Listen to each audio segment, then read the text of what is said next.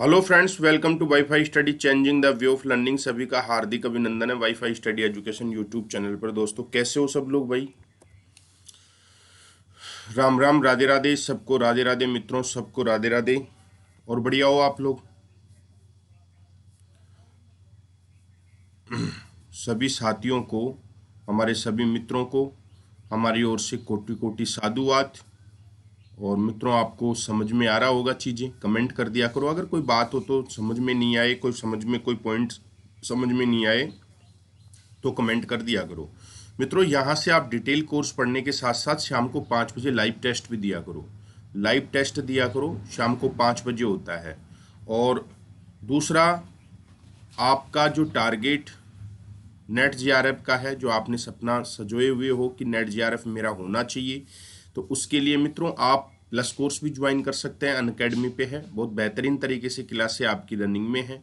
और सब्जेक्ट आपका चाहे कोई भी हो, ज्योग्राफी हो, हिस्ट्री हो, पॉलिटिकल हो, कोई भी आपका सब्जेक्ट हो, तो आप रेफरल कोड मेरा यूज कर सकते हैं राजेंद्र 10। फीस में आपको डिस्काउंट मिलेगा 10% फीस में डिस्काउंट के लिए आप राजेंद्र 10 रेफरल कोड यूज कर सकते हैं दोस्तों।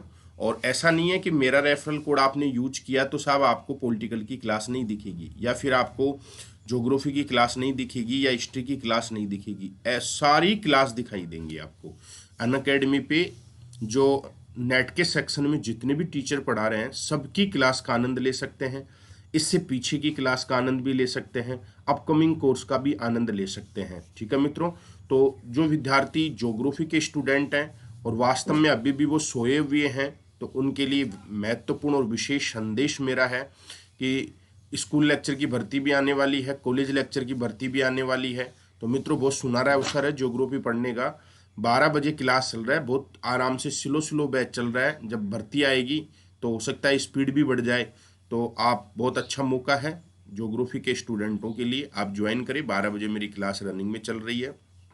और उसमें मैं अभी मॉडल्स की बात कर रहा हूँ, जिसमें मैंने कल की क्लास में बेवर का औद्योगिक अवस्थिति सिद्धांत को डिस्कस किया था। आज कृषि का वांथुनेन सिद्धांत को हम पढ़ने वाले हैं। विटलसी का कृषि वर्गीकरण पढ़ने वाले हैं। तो क्यों देर भई ही? तो ज्वाइन करना है तो आराम से ज्वाइन करें, और 2 साल का आप सब्सक्रिप्शन लें। बढ़िया तरीके से आपकी तैयारी होगी। ठीक है मित्रों? आज फर्स्ट पेपर की ओर चलते हैं। साथ में पेपर फर्स्ट भी मिलेगा, paper first, paper second. Paper first आपको बहुत डिसेंट तरीके से करवाऊंगा, जिससे आपको लगे कि हमने कुछ पढ़ा है। कल अपन ने बात करी थी पॉलिटी, गवर्नेंस एंड एडमिनिस्ट्रेशन की। मित्रों, उसी क्रम में मैं आज बात करूंगा आपसे। कल अपन ने ये बोल दिया था मैंने कि भाई, मैंने आपको कुछ बताई थी कि संविधान की मांग कैसे कैसे उठी। तो अपन एक बार 5 मिनट में, 5 मिनट क्या, एक ही मिनट में उसको रिपीट कर लेते हैं।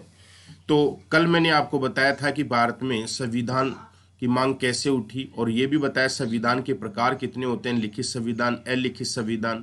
भारत की सबसे पहले संविधान की मांग किसने की, और संविधान सभा का विचार सबसे पहले किसके मस्तिष्क में आया? तो हेनरी मैन के मस्तिष्क में आया। और भारत में 1895 में स्वराज्य विधेयक से बाल गंगाधर तिलक ने संविधान सभा की मांग की। और फिर मैंने कैबिनेट मिशन आपको बताया था कि कैबिनेट मिशन ने, है ना, फाइनली अंतिम रूप दिया संविधान सभा को। अब कैबिनेट मिशन क्या चीज है, उसके बारे में अपन चर्चा करने वाले हैं। तो दोस्तों, आपको जैसा कि विदित हो, तो अपन एक कहानी के टाइप में मैं आपको बताने का प्रयास करूंगा। 1945 में सेकंड विश्व युद्ध का समापन होता है। 1945 में दूसरा विश्व युद्ध समाप्त होता है। जो पहला विश्व युद्ध 1914 में शुरू होकर 1919 में समाप्त हुआ। दूसरा विश्व युद्ध आपका 1939 में शुरू होकर 1945 में। सेकंड वर्ल्ड वार क्या होता है? समाप्त। सेकंड वर्ल्ड वार समाप्त। जब दूसरा विश्व युद्ध समाप्त होता है, तो फिर क्या होता है? इसी समय दूसरे विश्व युद्ध के दौरान ही मित्रों, इंग्लैंड में क्या होते हैं? चुनाव होते हैं। इंग्लैंड में चुनाव होते हैं। अरे भाई, ब्रिटेन है जो ही इंग्लैंड है, ये भी याद रखना। बहुत सारे बच्चे कंफ्यूज होते हैं, सर ब्रिटेन क्या है फिर इंग्लैंड क्या है? तो एक ही है ये। ब्रिटेन में क्या होते हैं? चुनाव। दूसरे विश्व युद्ध की समाप्ति के दौरान ब्रिटेन में क्या हुए? चुनाव। अब साहब तुम बोलो, सर हमारी संविधान सभा का चुनाव से क्या लेना देना? चुनाव से लेना देना है। चुनाव होते हैं। और मित्रों, याद रखना है, इस इंग्लैंड में सरकार बनती है लेबर पार्टी की। सरकार किसकी बनती है? लेबर पार्टी की। लेबर पार्टी की सरकार बनती है, लेबर पार्टी की बनती है सरकार। तो इंग्लैंड में सरकार बन गई लेबर पार्टी की।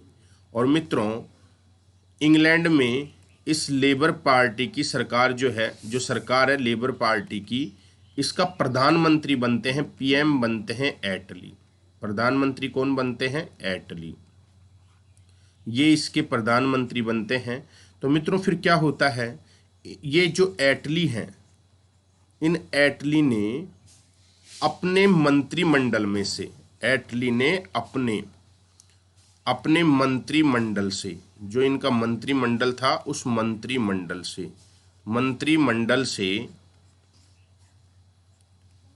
3 सदस्यों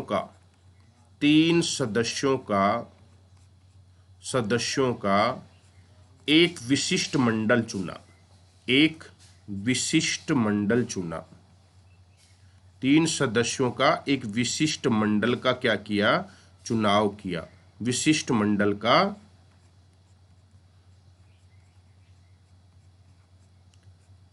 चुनाव किया। विशिष्ट मंडल का क्या किया? चुनाव किया। इस विशिष्ट मंडल में कैबिनेट स्तर के मंत्री थे। इस विशिष्ट मंडल में कैबिनेट स्तर के मंत्री थे। स्तर के मंत्री थे।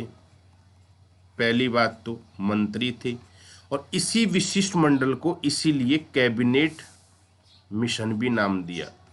इसीलिए इसको कैबिनेट मंडल भी कह सकते हैं, कैबिनेट मंडल भी कह सकते हैं इसको, या कैबिनेट मिशन भी अपन कह सकते हैं। कैबिनेट मिशन भी कह सकते हैं। इस कैबिनेट जो मंडल है, इसमें जो आपके 3 सदस्य थे, 3 सदस्य में कौन कौन थे? सर स्टेफोर्ड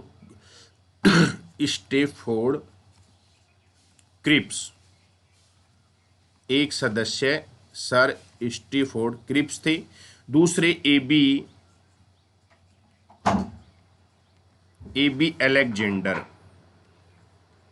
एबी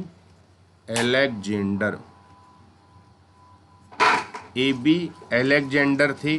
और तीसरा था पैट्रिक लॉरेंस।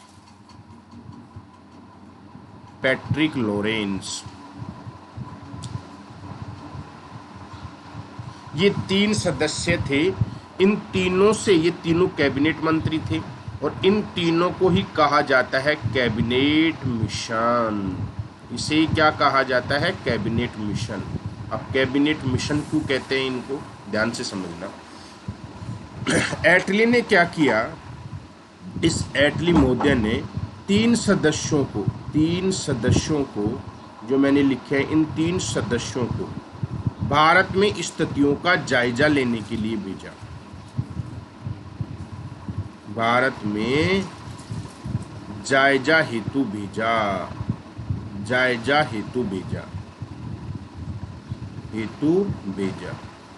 एटली महोदय ने अब इन 3 मंत्रियों को भारत भेजा कि जाओ भारत में पता लगाओ कि भारतीय अभी और गुलाम रहना चाहते हैं या फिर वो आज़ाद होना चाहते हैं। इन सब स्थितियों का वहाँ रहकर आप पूरी वस्तु स्थिति का पता लगाना है आपको। अब साहब पूरी वस्तु स्थिति का पता लगाने के लिए ये रवाना हो गए साहब यहाँ से। तो याद रखना है 1945 में इंग्लैंड में चुनाव होते हैं। दूसरे विश्व युद्ध के दरमियान सरकार लेबर पार्टी की बनती है और प्रधानमंत्री एटली बनते।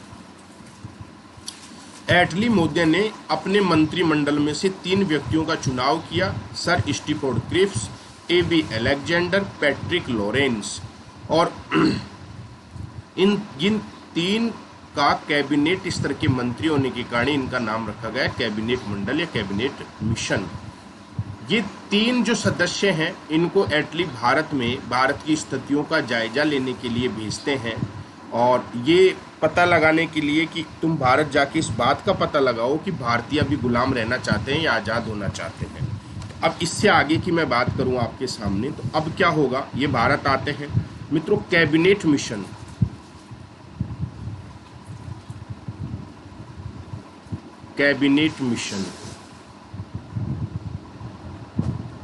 कैबिनेट मिशन आपका याद रखना है मित्रों 16 मई 1946 को, 16 मई 1946 को याद रखना है। भारत में आकर एक योजना प्रस्तुत करते हैं। भारत आकर अपनी योजना प्रस्तुत करते हैं। अपनी योजना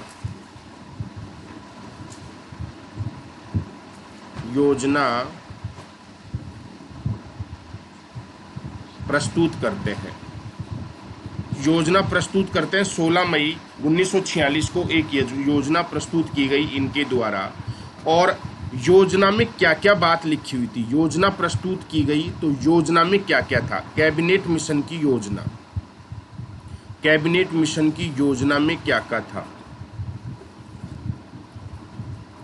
योजना में क्या क्या लिखा हुआ था? जब भारत कैबिनेट मिशन भारत आया तो उस समय भारतीयों ने कहा कि साहब हमको कुछ नहीं चाहिए, हमको हमारे आज़ादी चाहिए और हमको हमारा संविधान चाहिए, और हम संविधान हमारा खुद बनाएंगे, और संविधान बनाने के लिए हमारी खुद की संविधान सभा होगी। इससे हम किसी भी कम बात पर राजी होने वाले नहीं है। समझ में है ना? तो फिर साहब इनने सोचा कि तो भारत में मामला बिखर गया। एटलीस्ट आपको इनने फ़ोन किया कि भारत में तो आग लगी हुई है, भारतीय ये चाहते हैं कि उनका खुद का संविधान हो, और उस संविधान का निर्माण है ना वहाँ की संविधान सभा करे, भारतीयों की इच्छा के अनुसार संविधान बनाया जाए। अब भारत को अधिक समय तक रखना संभव नहीं होगा। कैबिनेट मिशन ने जब ये बात एटली मोदी को कही तो एटली मोदी चौंक गई कि अच्छा ऐसी बात है। बिल्कुल साहब ऐसी ही बात है। जब ऐसी बात थी तो एटली ने कैबिनेट मिशन को इशारा किया कि उनको शांत करने के लिए, इनके ठंडे छांटे देने के लिए कोई आप योजना या कोई प्लान प्रस्तुत करो, इनके शांत करो, इनको ठंडे छांटे दो, इनको कोल्ड ड्रिंक की तरह कोई ऐसी टॉनिक दो जिससे ये पी के आराम से मदमस्त हो जाए। तो साहब कैबिनेट मिशन ने ऐसा ही किया। कैबिनेट मिशन ने ऐसा ही किया भारतीयों को शांत करने के लिए। भारत के बड़े बड़े जो लीडर थे, क्रांतिकारी थे, स्वतंत्रता सेनानी था कि बोला आ जाओ, इधर आ जाओ, आपको बात सुनाता हूँ कि क्या बात है भाई, कि देखो हम ये योजना प्रस्तुत कर रहे हैं, इसी के अनुसार तुम्हारा काम होने वाला है। तो पहली योजना में क्या कहा कि भारतीय संघ का गठन किया जाएगा। क्या कहा?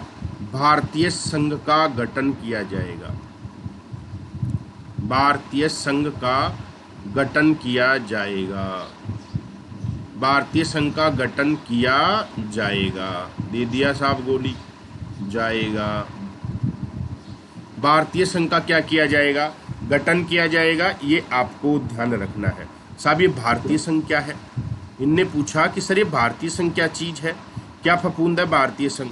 ठीक है, तो इनने बोला कि भारतीय संघ कोई फफूंद नहीं है, इसके अंतर्गत विदेश, इस भारतीय संघ के अंतर्गत विदेश, रक्षा, संचार, विदेश, रक्षा, संचार विभाग जो है, विदेश विभाग, रक्षा विभाग, संचार विभाग इस संघ के अधीन होंगे। इस संघ के क्या होंगे? अधीन होंगे। संघ के अधीन होंगे। भाई रक्षा की जिम्मेदारी अब आपको ही दे दी, आप ही करो। विदेश के मामलात भी आपको ही दे दिए। समझ में है ना? और दूसरा साहब, पहले क्या था आपको पता हो कि अंग्रेज क्या करते थे? राजस्व का काम खुद के हाथ में रखते थे, और साहब ये रक्षा का काम भारतीयों के हाथ में देते थे। तो इसको द्वैध शासन या धोरा शासन कहा जाता था। ऐसे आरक्षित विषय, हस्तांतरित विषय, काम के विषय होते थे अंग्रेज अपने पास रखते थे, बेकार विषय होते थे भारतीयों को दे देते थे। सिंचाई अपने पास रख ली, कृषि भारतीयों को दे दिया कि संभालो इसको, जब पानी नहीं होगा तो सिंचाई कहाँ से पैदा कहाँ से होगी, इसके बदले पैसा लेते थे। तो भारतीय संघ का गठन किया जाएगा जिसमें विदेश, रक्षा, संचार विभाग इस संघ के अधीन होंगे, और इस भारतीय संघ को धन एकत्रित करने का भी अधिकार होगा। धन एकत्रित करने का भी अधिकार होगा। धन एकत्रित करने का भी क्या होगा? अधिकार होगा। अर्थात राजस्व इकट्ठा करने का भी अधिकार किसका होगा? भारतीय संघ का होगा। अभी ठंडे छांटे मिल रहे हैं कैबिनेट मिशन के द्वारा। क्लियर है?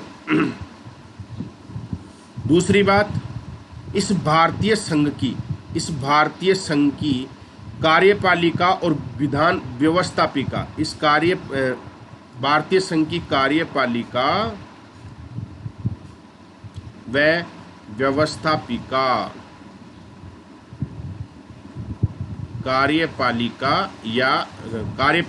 व व्यवस्थापिका का मतलब विधान पालिका।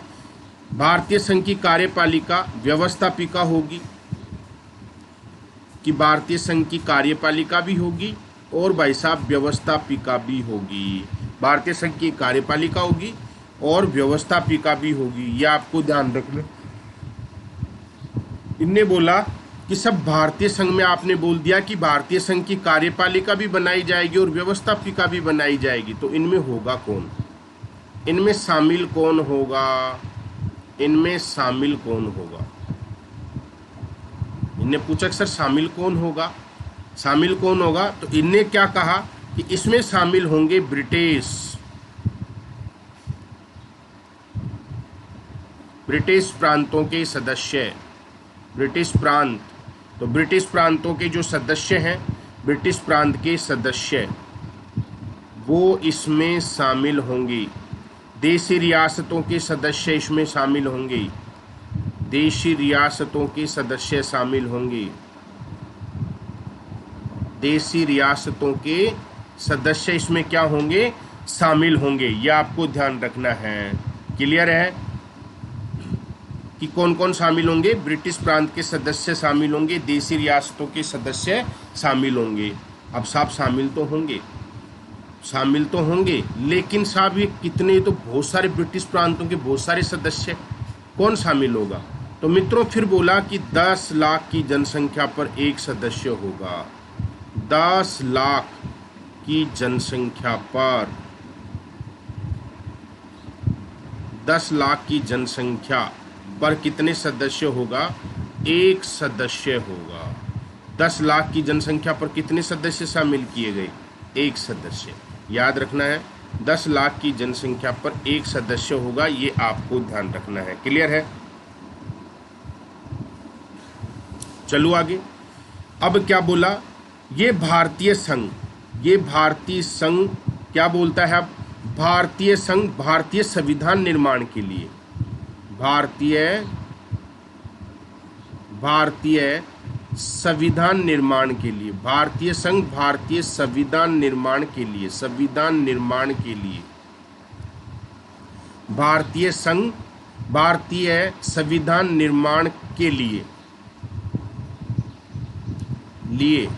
संविधान निर्माण के लिए एक संविधान सभा का गठन करेगी। एक संविधान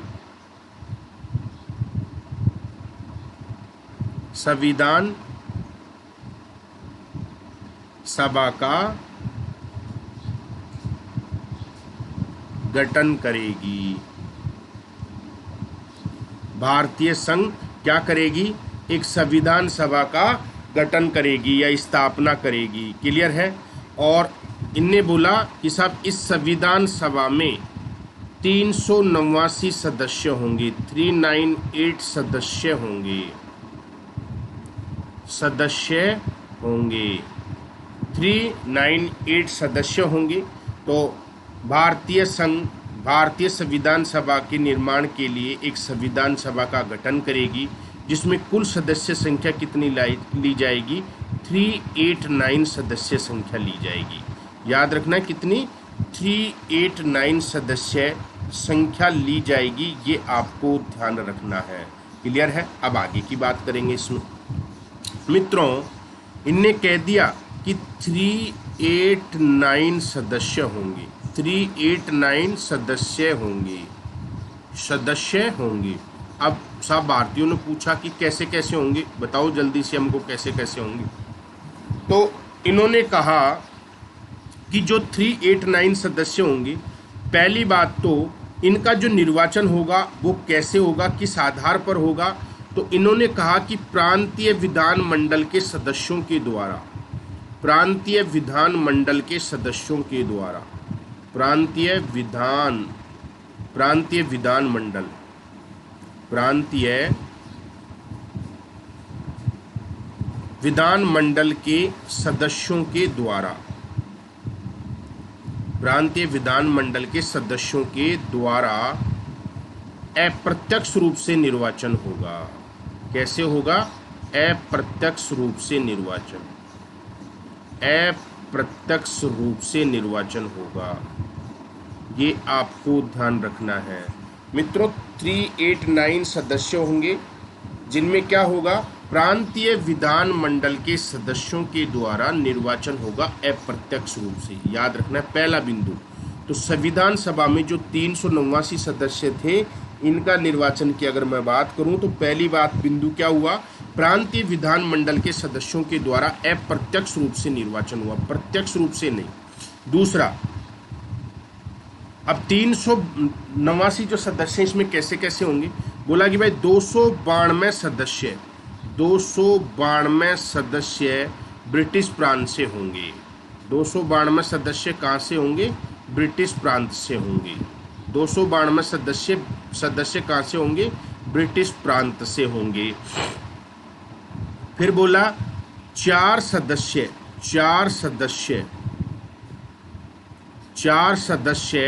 कमिश्नरी प्रांत से होंगे, कमिश्नरी प्रांत से होंगे, कमिश्नरी प्रांत से होंगे। 4 सदस्य कहाँ से होंगे?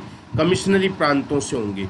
तो ब्रिटिश प्रांत और कमिश्नरी प्रांतों को अगर मैं जोड़ दूं तो इसी को बोलते हैं ब्रिटिश भारत।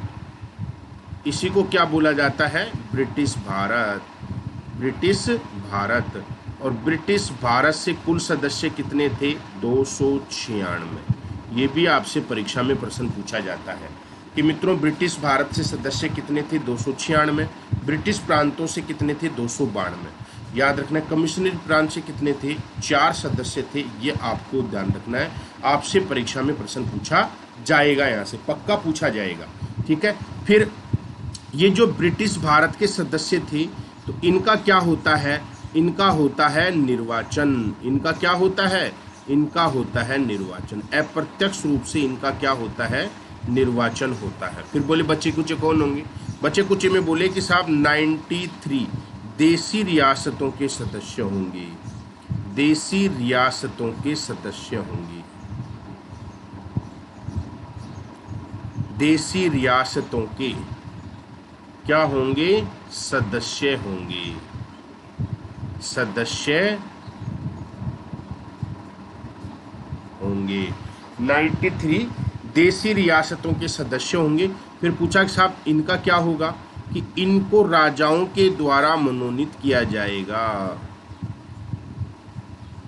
राजाओं के द्वारा,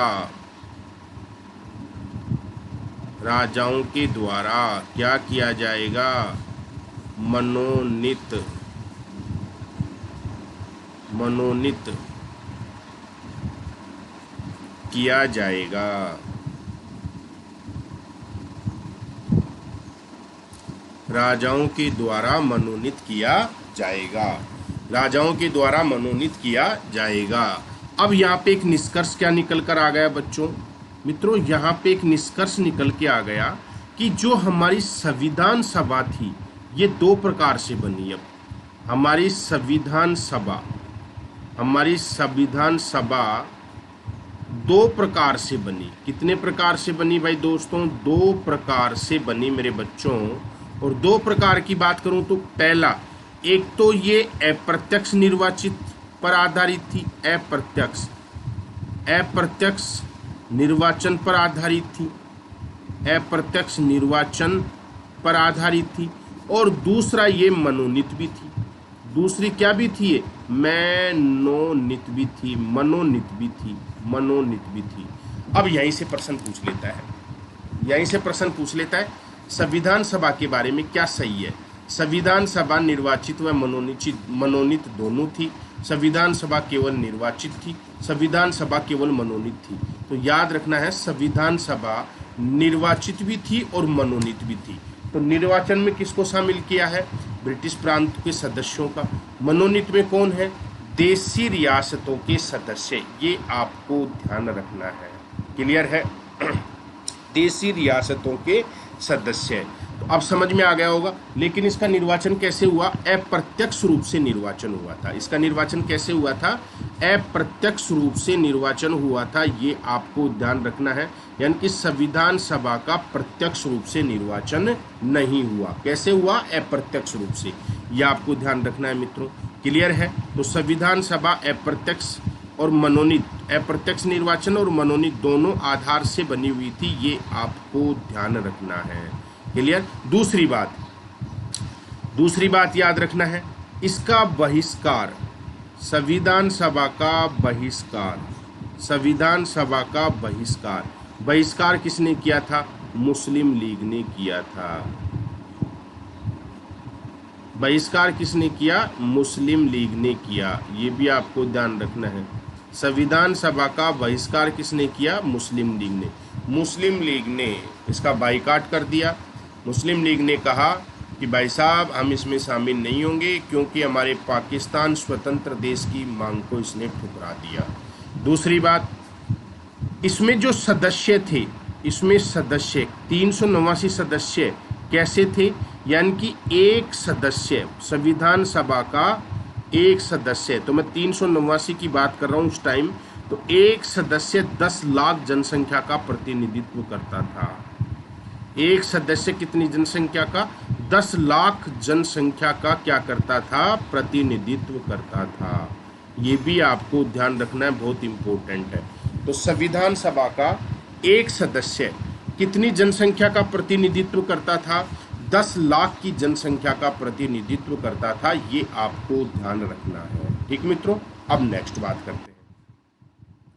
जो 389 सदस्य थे, 389 सदस्य,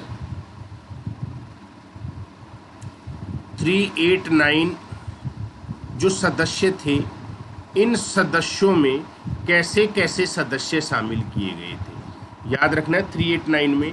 तो पहली बात तो इसमें ये ध्यान रखना है कि इसमें सामान्य वर्ग के सदस्य थे। दूसरा, इसमें सिख वर्ग के सदस्य भी थे। ये मान्य समुदाय थे।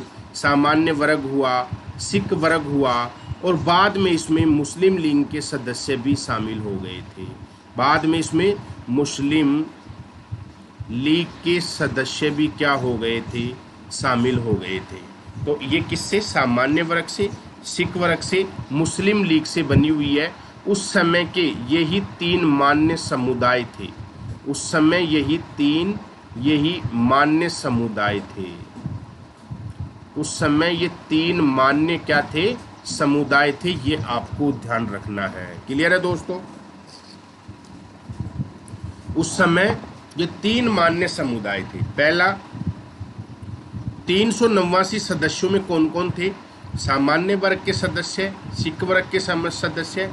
पहली बैठक में, जो इसकी पहली बैठक हुई थी, उसमें मुस्लिम लीग ने बहिष्कार किया, लेकिन दूसरी बैठक में वो शामिल हो गए थे, इसलिए इसमें मुस्लिम लीग के सदस्य भी थे। दूसरी बात, इस 389 सदस्यों की अगर मैं बात करूं तो इसमें महिलाओं की संख्या कितनी थी उस समय?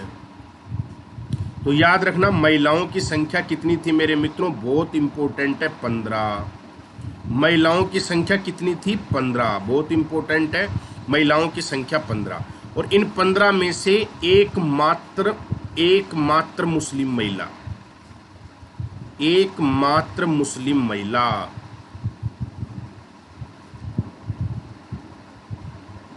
मुस्लिम महिला, इन 15 में से एकमात्र मुस्लिम महिला कौन थी मेरे बच्चों? एकमात्र मुस्लिम महिला थी बेगम अय्याज रसूल। बेगम अय्याज रसूल। बेगम अय्याज रसूल एकमात्र मुस्लिम महिला थी। बेगम अय्याज रसूल एकमात्र मुस्लिम महिला थी। ये आपको ध्यान रखना है। भाई साहब ये परीक्षा में कई बार प्रश्न पूछ लिया कि जो संविधान सभा थी उसमें एकमात्र मुस्लिम महिला कौन सी थी? बेगम अय्याज रसूल। दूसरा, इस संविधान सभा में एससी के सदस्य कितने थे? शेड्यूल कास्ट के सदस्य कितने थे? अगर मैं बात करूं एससी की, जिसको अनुसूचित जाति बोलते हैं, उनकी सदस्यों की संख्या 26 थी। अगर मैं बात करूं कि इन 389 में एसटी के सदस्य कितने थे, एसटी अनुसूचित जनजाति के सदस्य कितने थे, तो याद रखना है अनुसूचित जनजाति के सदस्यों की संख्या कितनी थी? 33 थी। तो याद रखना है मित्रों, महिला कितनी थी? 15, अनुसूचित जाति schedule caste 26, schedule tribe caste कितनी थी? 33 थी। ये आपको ध्यान रखना है। क्लियर है पूरा का पूरा यहाँ तक का मामला? चलो आगे, समझ में आ गया आपको पूरा?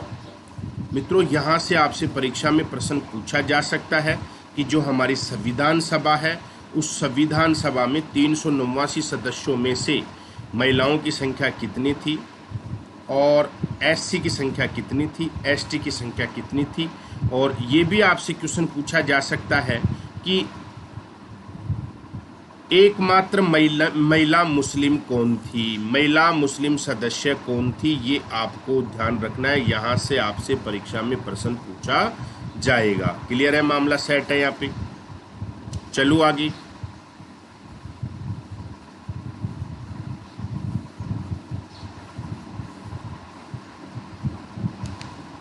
अब ध्यान से देखो, इन 389 सदस्यों का अगर मैं वर्गीकरण करता हूं तो कैसे कैसे, इसमें से 208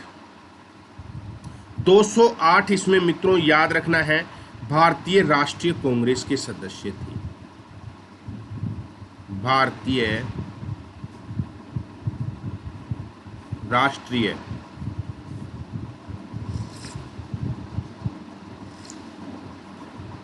208 भारतीय राष्ट्रीय कांग्रेस के सदस्य थे। 73 याद रखना है, 73 की अगर मैं बात करूं तो 73 मुस्लिम लीग के सदस्य थे।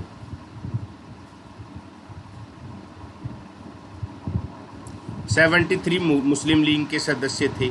समझ में है ना? ये ध्यान रखना है। शेष बचे कुचे इसमें अन्य थे, शेष अन्य आ गए। तो ये इस प्रकार से आपको याद रखना है। ये आपसे परीक्षा में प्रश्न पूछा जाएगा और परीक्षा में प्रश्न पूछा भी जाता है, ये आपको ध्यान रखना है। चलो आगे। अब यहाँ पे क्या होता है मित्रों, इसी की अगर मैं बात करूं मित्रों तो यहाँ से आपसे परीक्षा में प्रश्न पूछा कि संविधान सभा बन गई, इसका काम संविधान बनाने का काम होगा। संविधान सभा बन गई, संविधान बनाने का काम होगा। अब जो ये पीछे अपन बात कर रहे थे, पीछे ये मैंने बात किया भारतीय संघ, ये भारतीय संघ नहीं तो कहा था कि भारतीय संविधान, भारतीय संघ, भारतीय कैबिनेट मिशन ने कहा कि भारतीय संघ का गठन किया जाएगा और भारतीय संघ भारतीय संविधान निर्माण के लिए एक संविधान सभा का गठन करेगा। फिर ये कह दिया कि यही भारतीय संघ क्या करेगा, अंतरिम मंत्रिमंडल सरकार का गठन करेगा। अंतरिम मंत्री, कैबिनेट मिशन ने यह भी कह दिया कि अंतरिम मंत्रिमंडल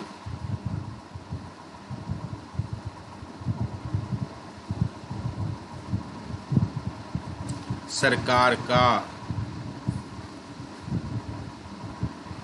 गठन होगा। ये भी इंपॉर्टेंट लाइन है। अंतरिम मंत्रिमंडल सरकार क्या है, समझ में है ना? कैबिनेट मिशन ने कह दिया कि भारत में अंतरिम मंत्रिमंडल सरकार का गठन भी होगा, ये आपको ध्यान रखना है। तो संविधान सभा अपन ने बना दी है, सदस्य संख्याओं का वर्गीकरण मैंने बता दिया है। अब इनने कहा कैबिनेट मिशन ने कि भारत में एक अंतरिम मंत्रिमंडल सरकार का गठन भी किया जाएगा। तो अंतरिम मंत्रिमंडल सरकार क्या है? अंतरिम मंत्रिमंडल, अंतरिम मंत्रिमंडल सरकार क्या है? अंतरिम मंत्रिमंडल सरकार क्या है? तो मित्रों इसकी चर्चा अपन कल की क्लास में करेंगे। इसकी चर्चा कल की क्लास में करेंगे। तो मित्रों अगर आप कोई भी अनअकैडमी पे प्लस कोर्स लेते हैं तो फीस में डिस्काउंट तो आपको 10% ही मिलना है। तो आप हमारा रेफरल कोड यूज कर सकते हैं, राजेंद्र 10 हमारा रेफरल कोड है। यदि आपको सादगी पढ़ाना पसंद है तो आप आराम से निसंकोच के साथ में ये रेफरल कोड यूज कर सकते हैं। सभी क्लासें आपको देखने को मिलेगी। इसी के साथ में आप सभी विद्यार्थियों का दिन शुभ रहे मित्रों। बाय बाय, टेक केयर, कल मिलते हैं।